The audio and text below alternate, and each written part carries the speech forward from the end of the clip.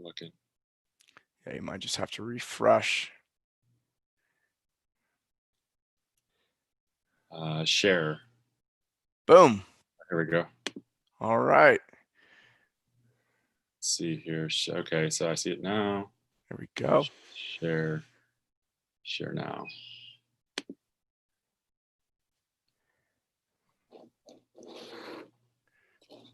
Cool. Cool. All right, folks, we got Matt Simpson on today. I'm excited to chat. It's a wild time we're living in right now. Wild time. And Matt's a transformational coach. And I mean, if we look at his Instagram account, he's a true believer in humanity. He's the author of Worth the Fight, a podcaster. And he says here, service work vigilante. What's that mean? That is a reference to the service project that I'm very passionate about. Our collective soul veteran healing mission, which is healing the hearts and minds of our war veterans and letting them show the way into the unknown in terms of psychedelic medicines. And I've been advocating for the Heroic Hearts Project and some other organizations that are doing incredible work with our war veterans that are struggling in a mental health crisis and suicide epidemic. Yeah, there being a mental health crisis is on the forefront of the United States, and I'm actually talking to a lot of different people in other countries too. I had a call with one of my clients in Jordan, and everything that's happened with George Floyd, the protests. It's actually ignited the entire world. Even the Arab world is hip to what's going on and are becoming active in their own ways. And when all this started going down, I was really thinking about it as an American thing. And I've definitely traveled to other countries, and I've watched the news while in other countries before. And it's interesting what other countries get to see versus like if you're inside versus whether you're outside on how things are portrayed. So I was really curious, and yeah, it sounds like there's a lot of attention and compassion coming from all over the world. And I'm excited to talk to you today because you are a transformational coach. I'm a transformational coach. And, you know, I've mentioned this a couple times this week already, and I'll keep hitting it is, you know, there's a concept of as above, so below. And that is whatever's happening on the microcosm it also happens on the macrocosm, on a small scale and large scale. And when we look at the work of transformation, and you also work with people with PTSD, you know, there's transformation and healing from really deep-seated trauma. What we're witnessing, one of the questions I've been asking myself for years is, what I understand healing on an individual level. So how do we have healing on a cultural level? Because anything that can be done with, you know, anything that happens with an individual can happen with a group, is the way that I've operated. And as I've been watching all of this unfold, I'm going, man, can we actually have healing as a group, or does each person have to take on the healing for themselves as an individual? So I'm curious about your opinion on that, or if you've spent time thinking about that. Absolutely, yeah, and I think it's a little bit of both, and I'm right with you on the things being universal law. What's good for the micro is good for the macro, and the idea of transformation and like you'd said, I've working with a lot of people that do have trauma, and I've spent a lot of time, and I wrote a book about trauma and my healing of overcoming childhood sexual trauma, and so I feel like I have a pulse on the transformational process of going through it on an individual level. And I believe absolutely this is something that we are doing on a collective level. And the idea that we're flushing out the trauma now, and we're talking about it, and it's exposed, and what does Brene Brown says, the middle is always messy, but it's where the magic happens. And I feel like we're in that part of the kind of that messy part of the this transformational process where we've had so many systems that are unsustainable, and we've hit an impasse, and now it's time that we come together and find a way to make this thing work. Yeah. Every transformational coach I know had their own transformation, right? That's what fires us up. It's like, oh shit, I didn't know life could be this good. I didn't know that this stuff that I was carrying, I didn't know that it was voluntary. I didn't realize that I could actually heal that and let go and move on. And then most people don't know that that whatever it is that they're carrying is voluntary until they have the opportunity to let it go, or work through it, however you want to think about it. And then it's like, oh shit. So what I just picked up on here is we need people that have been through major transformation at the forefront of this conversation. My experience, a lot of the loudest voices I hear don't really understand healing. There's a lot of things, which is fine, that like anger and acknowledgement and awareness that there's a problem is an absolutely necessary step. And there's a point where let's start highlighting the people like yourself who've had a transformational experience themselves, because until you've done that work on you, I mean, that's how you really understand how to help other people. It's one thing to read a book, go to school, or become a psychologist or whatever it is. And it's another thing to have gone through your own transformational process. You go, oh, I actually get it now. I understand the power here in the process. Absolutely. And it's Marcus Aurelius says, the obstacle is the way. What stands in the way becomes the way. The impediment to action advances action. And so on my personal journey, yeah, there was thousands and thousands and thousands of hours that were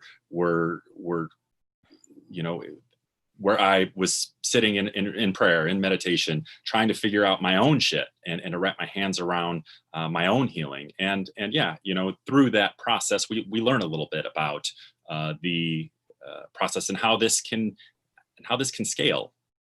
Yeah, there's some universal principles that you pick up along the way.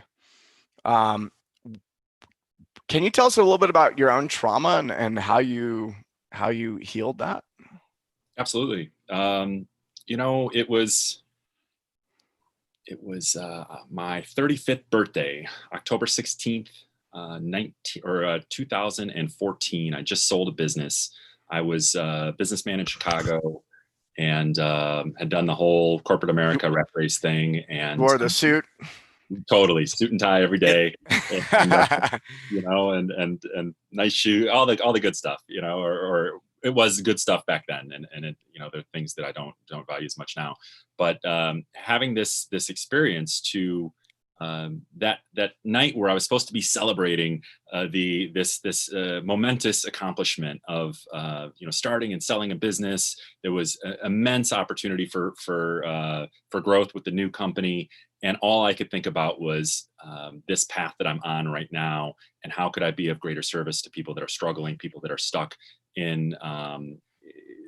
where I was before. And I thought that I'd done my work, and I think we all kind of think that we've done our work, and then we have a rude awakening, and it was 2 months later. I was down in the jungles of Costa Rica, and I had a profound healing with ayahuasca, and I took a year to untangle myself from the corporate America mess so I could leave on good terms. And I traveled with a backpack for 18 months with earnest intentions of finding where I can best fit in for the next 50, 60 years of my life, and where I can be of greatest service. And I came across this, veteran healing mission, Veterans for Entheogenic Therapy at the time, and Ryan LeCompte. And I was thinking, like, holy shit, man, this has got to be shared. How come I'm not finding out? How come I'm finding out about this right now?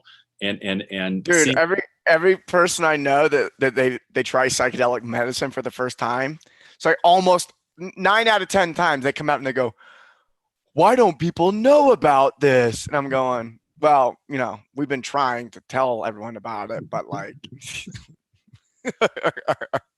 Totally. Totally. yeah, yeah, yeah." What? I mean, I'll probably draw parallels throughout the entire show. I'm gonna do it at least for now, and that is, it's really, really common. I had that experience as well. I think we're experiencing it in our culture right now, which is we thought we had it handled, right? It's like, oh yeah, we got that racism thing down. Like, we changed all the laws. There was a black president. There was like all these things. But then you find out and you start digging and you get into the stats of things, and then you see this whole uprising and go, no, we didn't. We We did. Yeah. we made progress. We made progress, but far from done. And so uh this is hopefully this is similar to your ayahuasca experience, where it's like, oh, now we really get to put this to rest, or at least we get to make a really big jump. And I had that experience in my own life as well prior to ayahuasca. Is my dad had committed suicide, and this was like about, oh, yeah, about 11 years ago. Yeah, it was 11 and a half years ago. And I cried at the funeral, and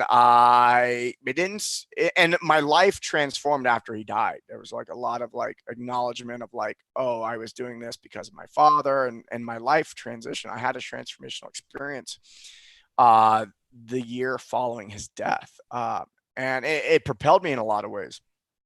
And so I thought I had it handled, but then I go down to Peru and do ayahuasca, and the medicine showed me, it's like, no, no, no, no, you kind of had it. Because I had no idea like that might come up. When I talked to the facilitator ahead of time, is like, is there anything that might come up? I'm like, I don't think I got anything. I'm good. I'm good. I'm good, man. I'm just here to optimize. I'm here to optimize. No big deal. And then, of course, my dad comes up in ceremony, and I have a healing experience that I didn't know that was possible. And so, yeah, I'm with you on that. It's one of those things where this is where the medicines are really good, is because there's so many people walking around going, yeah, I think I got it handled pretty fucking good. And something like that comes along, you're like, oh wow, this is a big transformation. So Well, what did you feel like you had handled that got you on?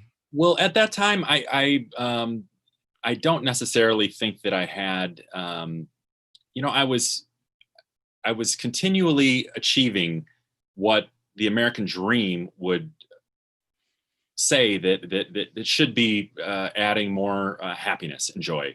And as I was attaining more and more, I was becoming more and more miserable. And I could feel that I was disconnected from intimate partners.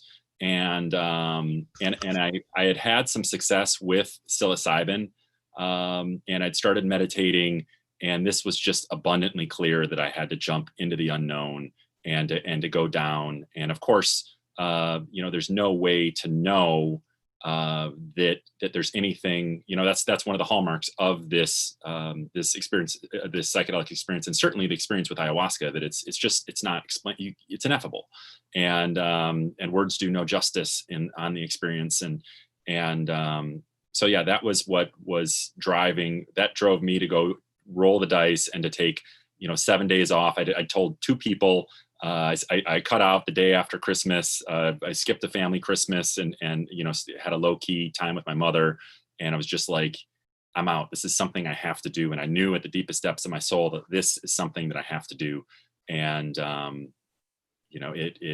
first ceremony was awful. It was horrible. It was just a very challenging experience, and fractal computer code, and I was a mess. And but the second one was a really powerful breakthrough, and I could see clearly all of the mistakes and all of the ways that I was sabotaging my happiness and sabotaging authentic human connection. Yeah, yeah. So you had success in all the ways that people thought. I had a similar experience. I was like, oh yeah, got the house, got the wife, the car, like all that stuff. Yeah. Yeah. Need way less these days. Yeah. Mm-hmm. I'm weighing Yeah. a lot less these days too. All right, man. So like what's your work look like when you're helping people? Like what kind of people come to you? Often, people that have trauma and are looking to take a different approach towards their health and well-being, and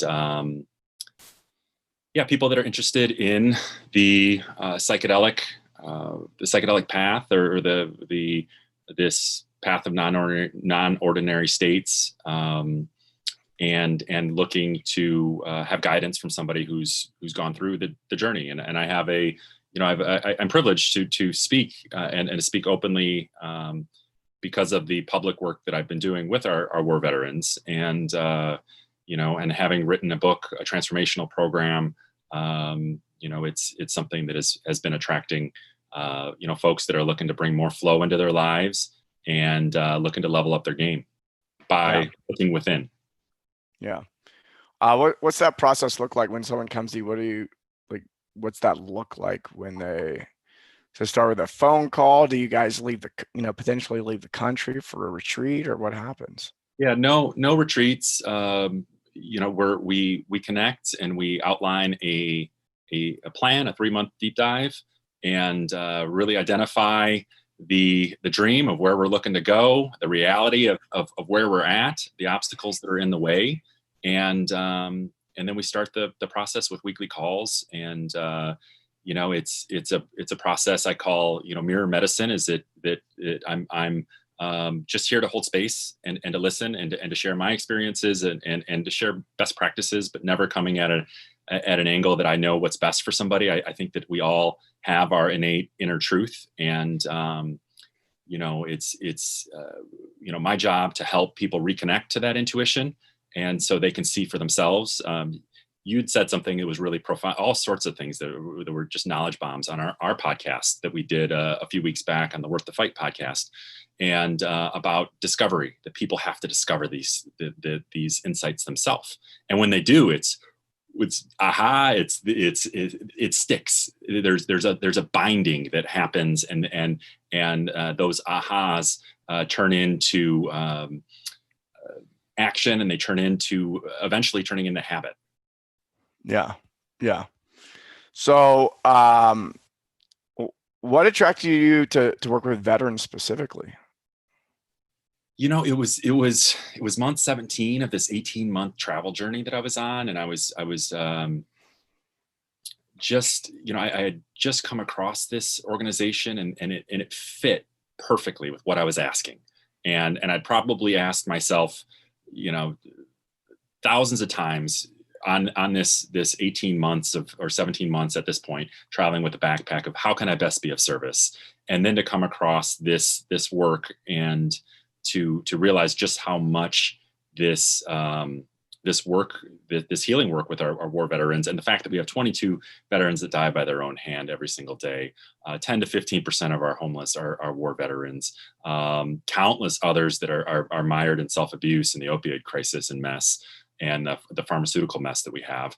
And I just felt a moral duty and obligation to stand and to share, and to channel, I guess, my pain and my trauma or drama in the direction of service. That was what made the most sense for me. It was like, hey, I'm fucked up, but I know I can help these guys, and I can help, and that helper high, that altruism helper high was one of the most profound game changers for me. When we're serving others, often our menial problems kind of fall to the wayside. We get the proper perspective, and that's what I was looking for. And that was my that service project that I was really in on the front lines with in 2017 and 2018, before we ran out of steam.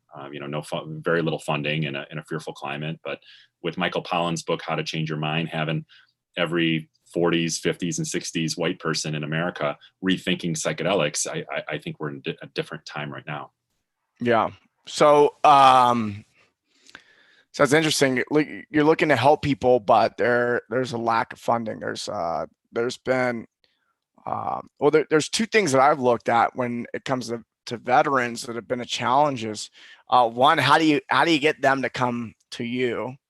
And because I mean, there's the word of mouth, and it's like, oh, this veteran I worked with Matt and changed my life. But to me, like when I started looking at how do we make a big impact in the veteran community, which I'm very passionate about, that is one of the things. Is a lot of veterans just don't even know that this type of stuff is available, or they may think, it's not for me, I don't really have that. But then when they get out, they're like, man, my life, like transitioning out of the military is hard.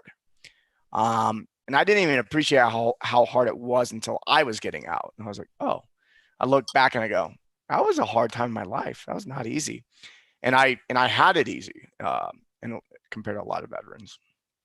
But so yeah, the two big things for me is like, how do you attract people in, and then the funding piece, because you're serving, a lot of the people who I serve, they either are like my primary business, are they make good money or good enough money, I'll say that, or they're working with me so that they will make money. So there's a piece of that. But with something like veteran seeking healing, it's not about that. And so what I find is like, in my businesses, we charge what we charge and we do what we do, because that's what's necessary to keep the business running and to continue to be of service. But when you start getting into these segments of the population, like veterans, where there's not as much money, there tends to be a reliance on outside money. And so the people who are actually conducting the service, end up in a sacrifice at times, and it's just not sustainable. Do you have a solution for that? What's happening on that front?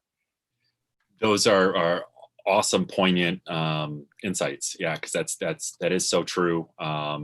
The notion that I think the conversation's shifting and changing now. I see an upswell of veteran organizations that are spearheading this work, that are digging in. Jesse Gould and the Heroic Hearts Project. I know that you're connected with Jesse. He's doing incredible work, fully in touch with the sacred duty and responsibility that the veteran cause has to lead, not just for our warriors amid a mental health crisis, but for everyone. And as we lean out into the unknown, Worth the Fight podcast number 16, we had veterans exploring treatment solutions. Our Navy SEALs came out of the psychedelic closet, and they're having tremendous success with ibogaine. Struggling predominantly with addiction in their community, and ibogaine, which I haven't done, is purported to be the granddaddy of them all, and something that in a weekend will knock out addiction. Yeah, ibogaine specifically for addiction. Twofold. From a psychedelic learning perspective, people tend to get insights into their life that causes them to be motivated to make change. But it also binds to opiate receptors. So, and it changes it to where it can kill off the withdrawal symptoms. It helps with withdrawal from opiates, and it also like the desire to do opiates, and the fix that the opiates were giving them before it dissipates. So it's both a psychological and a physiological effect. I've only microdosed ibogaine. Actually, I've microdosed iboga. Okay. So, but I've never done that. That's actually one of the few psychedelic medicines I haven't really gotten into, because it is intense. It's one of those I've been told by many people, no need to do it unless you have a real problem. Yeah, I've heard it's not one of those like, oh, I'm going to optimize my life. It's like, whoa. Casually. It's funny on that account, and I want to fully answer your question from a moment ago. But back when I was thinking of doing this, thinking about doing iboga back in 2016, I was talking to my friend Mandy about it, and there was, and she never, this was completely out of character for her to say. She's like, Matt, there's something inside of me that is saying, do not go do that right now. You are not, and I had already done a bunch of work, and I had so much integration and processing to do that it would have, of course we make the best of these experiences, but yeah, it was something that I heeded that warning and felt like it was poignant and timely. But you had said something a moment ago about funding, and yeah, the funding is a big challenge with this work, and the being realistic about sustainability. I learned that lesson back with Ryan LeComp at Veterans for Entheogenic Therapy when we ran out of steam in 2018, and it was something that that I think I had some foresight and forethought on this issue, and was why I was in a position to hunker down and to write this book, and I'm donating fully the proceeds of Worth the Fight to facilitate psychedelic healing in our warriors amid a mental health crisis and suicide epidemic. And it's been my labor of love to get this, and that's really why I started the podcast, was to create a platform where we can have these conversations around psychedelic medicines, around trauma, around what our war veterans mean to our human family and our great nation, if indeed we seek peace in this lifetime. Yeah.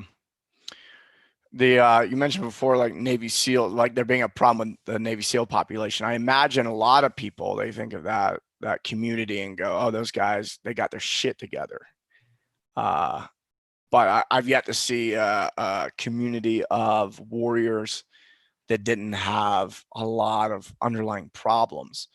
And I actually don't think it's indicative necessarily of what happens in training or even on the battlefield at times. It's usually indicative of what happened before they ever got into the military. And then what happens in the military amplifies. And it tends to get a lot of the attention. But yeah, can you speak to that? Like it's like reliving. It's like almost like being in the military causes us to relive the trauma in a lot of ways. Absolutely, yeah. That's a central point in the podcast and the book and our messaging. That notion of, and there's these this Sebastian Junger stat that I cite about every third or fourth podcast. This notion that he's got some pretty disturbing research in his book Tribe. Sebastian Junger is the foremost thought leader in PTSD, homecoming, and belonging, and his research shows that modern day veterans that fought in Iraq and Afghanistan are 2 times more likely to have experienced childhood sexual trauma in the early years of childhood development than those that fought at random in Vietnam. And mind you, I said report. Anybody that knows anything about a soldier or men talking about sexual trauma with all of the sexual shame, it's something that is grossly underreported, and that's something that. One of the major differences between those 2 wars is one was a draft and the others were voluntary. Yes. So it appears as though you can think of the draft that it's almost picked at random. And you can think of, when you think of 2 times more likely of having this childhood sexual trauma, it means that there's a subgroup of people that it appears as though it's that trauma, that early trauma is driving people to go to war, to seek tribe, to seek community, to seek brotherhood, because they, when someone has a garbled up nervous system and trauma that has been unaddressed, it's really fucking hard to connect authentically with our intimate partners, with our family, with our communities, with everything. Yeah. And I didn't experience that. I didn't experience sexual trauma, and I still and I went in the military. And what I recognize is a lot of what motivated me to go on. There was a part of me that wanted to be of service, but there was a really big part of me that was using that to feel better about myself and prove to myself that I was good enough. And and valuable and all that stuff. And of course, never felt that way. I never got the satisfaction that I was looking for until I just looked at myself and decided one day. I made the choice that I was enough and that I love myself. And then at that point, all sorts of really positive choices start getting made, and life starts moving in ways that are beautiful and easier, and a lot more harmony, really. So yeah, that's really, really interesting. So what do we do about the funding part? Um, the the funding is it's a tough one. How do we? It's $3,500 to put a war veteran through Jesse Gould's Heroic Hearts program. That's a lot of money, and I guess I'm in this narrowly focused. I'm going to keep, and that was part of the motivation of me to pledge all of the proceeds of the book is to get this message in the hands of our influencers, of the American people, of our artists. I had Portugal the Man on our podcast before a few weeks back, and there were 18 artists that really, really inspired the work. My book, and ultimately this podcast creative project, the Worth the Fight creative project. And it's I'm working full speed ahead to get this message in the hands of people that have that ability to disseminate, because this isn't my message. This isn't our message. This is our human family's message. These are our warriors that are dropping like flies to suicide. And that idea that in thousands and thousands of hours of sitting in meditation, I've come up with some and hopefully have mapped some what I affectionately call bullshit incorporated. Thanks, Stephen Pressfield. Of these BS Inc. Energetic programs that keep the good people of the USA on the sidelines while their warriors are dropping like flies to suicide. And at the top of the list is the church that perpetuates the childhood sexual trauma that I believe is driving war. And then of course our pharmaceutical companies that are peddling opioids and have really done some egregious things in terms of setting our country on fire with the opioid crisis. And there's a lot of shifty business going on there. Yeah, so the money's there. It's just being directed towards pharmaceuticals and towards other agendas, it sounds like, and really fueling things to make things worse. Yes. Yeah. I've worked with a lot of people. You've worked with a lot of people. Opioids never help anybody. Like sure, if I have some major physical trauma and I need to I got to be numbed up for a day or two to get past that or whatever. Like maybe I don't know. There's all sorts of drugs out there, but the fact that people are just being written scripts and sent home with opioids just makes no fucking sense. It's so damaging. And the thing is if it's obvious to you and me, how can it not be obvious to people with a formal education? It's fucking terrible. It makes me mad. Yeah, it makes me mad too, and I think that's why there's this pressing need to retell the story around plant medicines, around psychedelic medicines, around trauma, around what our war veterans are. Again, if we earnestly seek peace in this lifetime, I think there's a big victim script that is around our warriors. That whole idea of coming back. We don't have the proper integration from war. You had said yourself that it was a really challenging time. We don't acknowledge that aspect and properly integrate them back into society. And the indigenous and the would have a proper a proper ceremony and a time to grieve and a time to come together and honor the experience and honor the sacrifice. And people could let that trauma go then, and then they go on with their lives. But we don't have that. So I think we're hitting it on all sorts of different fronts here. And the idea that we have, MDMA assisted psychotherapy in phase 3 clinical trials with our federal government. It appears as though they have a cure for PTSD if phase 2 results stand up. 2/3 of people that had chronic PTSD, an average of 17 years, they're working with the most troubled cases of people, are shedding their diagnosis after 3 therapy sessions. So, it's my hope and prayer that in time people will see the value of, like, hey, this is full on.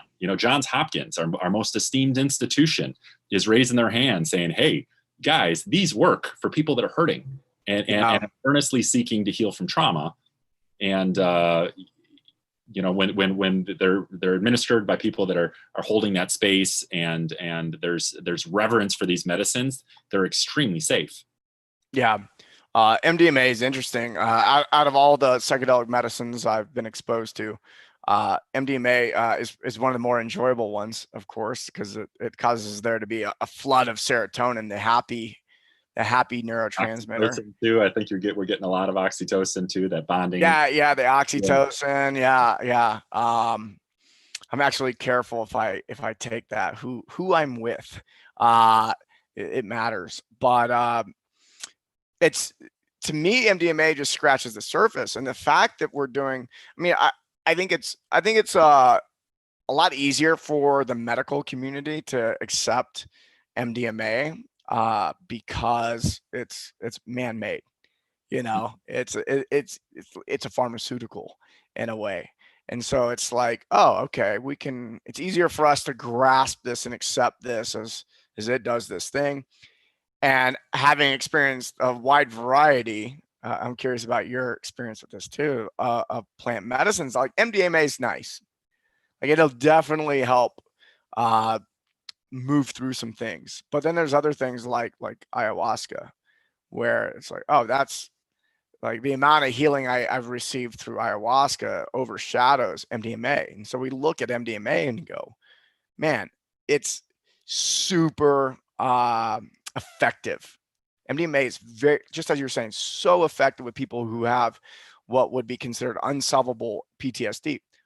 Man, I love we got our foot in the door with it, and it's just scratching the surface. Do you have the same experience of, like, MDMA is nice, but some of these other medicines are just like, whoa? Yeah, and I think that it's an important distinction to say that the success that these therapeutic trials are having, it's MDMA assisted psychotherapy, and it's the idea of the container, which is, as Michael Pollan would say, white coat shamanism. It has the set and setting covered, and I think that is the magic of ayahuasca. Is just as much as of the medicine is this ritualized container that you have this safe place to feel and to lean in and to to open up and to feel it all. And I know that on a clinical side, that's the same model that they're doing to meet our Western paradigm, where the Western paradigm is. And but yeah, they're completely different. I think MDMA I've never had it in a therapeutic manner, and I would be open to that at some point. I think that would be something that would be a wonderful experience to have. And I've heard many people that have had that. I've never had the assisted psychotherapy along with my psychedelic use. And in terms of MDMA, it was the half dozen times that I did that back in 2016, 2017, and 2018. It was all social. I was at a concert, and it was before I think I knew better too, like you said, but you have to be careful of the energies that you're around and the people that you would do this with. And I question whether I would make those same decisions moving forward with what I know now about just the importance of holding sacred with deep reverence of that peak experience. Yeah, I've done a lot of different settings you know, my favorite is a handful of really close friends. And it's nice to be with, I'm friends with a lot of people who've done a lot of personal development work, psychology, things like that. So it's like you got a bunch of people who are in the business of helping people heal trauma and in the business of helping people optimize. And then if you're all on MDMA together, it's like there's this co-facilitation going on. In my opinion, that's the best. Going to a concert, sure, it's fun. It can be enlightening on its own. Don't get me wrong. I've definitely had moments on the dance floor. But but yeah, it that container is extremely important. And again, like MDMA being this man-made thing, I feel like it scratches the surface. We have, like you said, the people in white coats whose experience with these things are, maybe a decade of experience at most. But I've also had the experience of going down and doing the woman I like to sit with for ayahuasca. We actually call it Yahe down in Colombia. She's been sitting with the medicine for 63 years. 63 years. The container, and she built everything. It took her 7 years to build out the facility, and everything was done extremely intentionally. And so, if we just said there's a direct, it's like, okay, say you've been facilitating for 7 years. Well, compare that to, there's a 10x experience over here with someone who's been sitting with the medicine for 63 years or 70 years. And I've sat with shamans who've been in the work for 50 years, and I've sat with shamans who've been in the work for 10 years. And there's a difference. There is a notable difference. And sitting with somebody with 10 years experience or 5 years experience or whatever it is, awesome. Always a really positive experience. But yeah, like I always like to talk, let people know, it's like, hey, if you like that, if you felt that was good, find one of these, and have some training before you go. have that gringo training, and that'll help you bridge that gap, because you're right, we have that Western paradigm, that there's not always a direct, like, oh, I could just take my Western mind down here and sit in the jungle and everything's going to be okay. It's like, not always. It's good to have somebody who's played both sides before. Do you find that to be true? Yeah. I never sat with somebody who had 63 years of experience. But having diverse experiences, with ayahuasca, and having, the experiences in Peru versus the experience in Costa Rica, and definitely feel like there's a difference there. And so the experiences that I had in Costa Rica, I think, were more resonant, and that I had a more profound, actionable awareness of next steps. And the last experience that I had back in Peru was dude, just do your fucking work, man. Write your fucking book, do your shit. I don't want to fucking see you again for a long ass fucking time until you do your fucking work. And I was kind of dilly-daddling around and looking for that, and really, got roughed up in a ceremony, and I've been kind of bright eyes engaging work, That's since. awesome. And That's awesome. I'd be curious, I've had that happen before, where it's like, all right, I'm leaving the medicine alone. The medicine told me, like, I know what to do. I don't need any more medicine. I'm gonna go do my thing. But then years later, return back to it and just experience like my experience has been coming back to it after taking a break, and then going, okay, you've been doing a good job.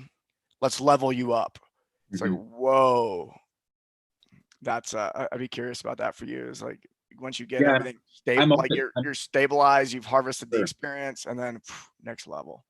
Yeah, and I'm open to that when it calls, and I spend, I've really been so engrossed in the flow research of Stephen Kotler's work and Stealing Fire and the Rise of Superman and Mapping Cloud Nine and still feel like I'm integrating the experiences from 2016 and 2017 and 2018, and it's been kind of my quest is to see how much I can stretch and how far I can push myself with flow states and how I can bring more flow into my life.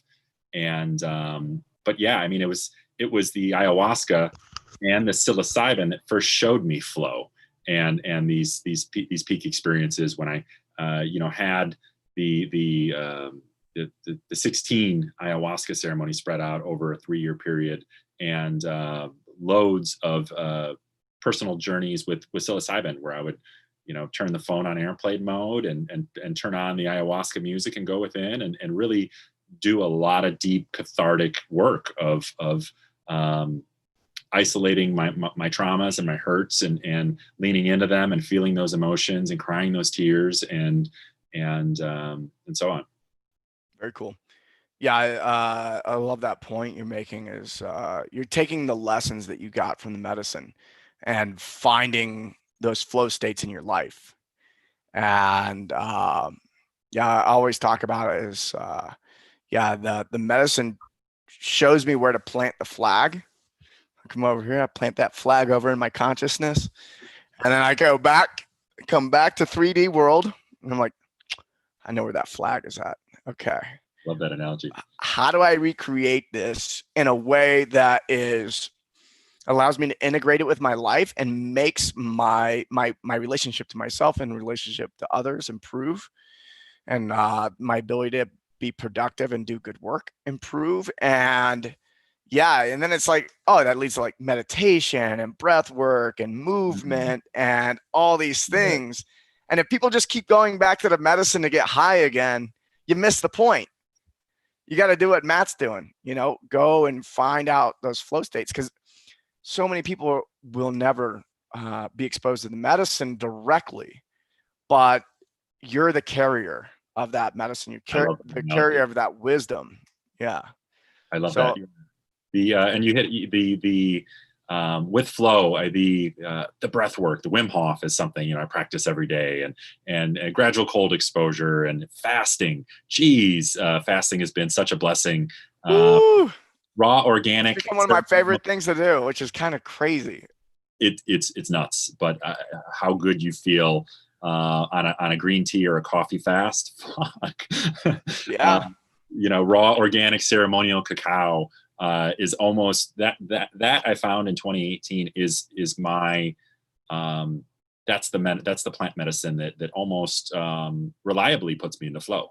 And it's purported as the food of the gods, and it's loaded with all sorts of anandamide, which is the bliss molecule or the bliss hormone. That's what you get hit with when you get the runner's high. The runner's high, absolutely, yeah. THC also binds to it, but you don't have to get all stony. The cacao is fucking magic. It is.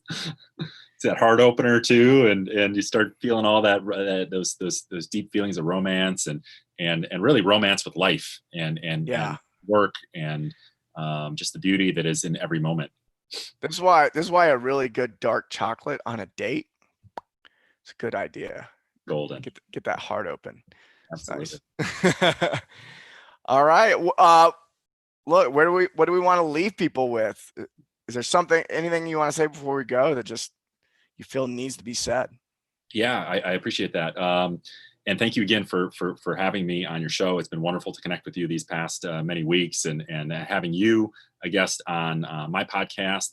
People can check out the Worth the Fight podcast. My book is, I got a copy of it right here. Worth the Fight: Acting for a Better World: A Guide to Spirituality, Psychedelic Medicines, and Overcoming Trauma. You can find it on Amazon or also on Audible. I did an 8-hour audiobook. And love to plug the Heroic Hearts Project. They're doing incredible work for our war veterans amid a mental health crisis and suicide epidemic. Jesse Gould gets it, and again is in touch with the sacred duty and responsibility that our warriors, our war veterans have to lead not only for our veterans that are struggling too much, but also the American people that are very curious and wondering what the heck is going on with all this incredible news that is coming up in the psychedelic renaissance. Yeah. All right, Matt, thanks for joining us. Thanks for dropping this knowledge bombs, and thank you for doing the work and taking action. That's what we need more of in this world. So I really appreciate you. Thanks for joining us today. I'm a big fan of your show and your work and your expression, and thank you for having me. And it's been wonderful again to connect. Appreciate that. Peace. Awesome.